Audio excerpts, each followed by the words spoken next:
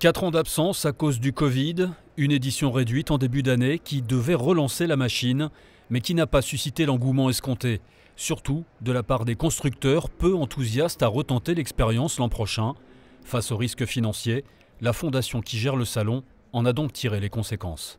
Malheureusement, l'industrie automobile nous fait comprendre qu'elle n'a plus besoin d'un grand salon à Genève comme celui que nous avons connu avant le Covid.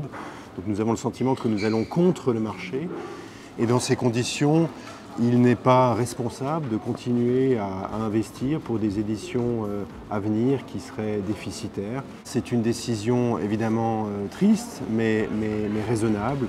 Nous n'avions pas d'autre choix et nous devons acter que finalement les grands constructeurs automobiles n'ont plus besoin de nous. Un marché automobile en pleine mutation qui n'a plus besoin ni les moyens de venir sur les salons et qui privilégie les marchés porteurs comme la Chine. Les constructeurs préfèrent se concentrer aussi sur leur marché intérieur comme en France ou en Allemagne. Le GIMS avait senti le vent tourner en développant des franchises comme la déclinaison du salon au Qatar, une stratégie qui ne fonctionne plus. La stratégie de franchise elle marchait parce qu'il y avait la réputation du Salon international de l'automobile de Genève. Évidemment, s'il n'y a plus ce salon-là, la stratégie sera plus difficile à mettre en œuvre.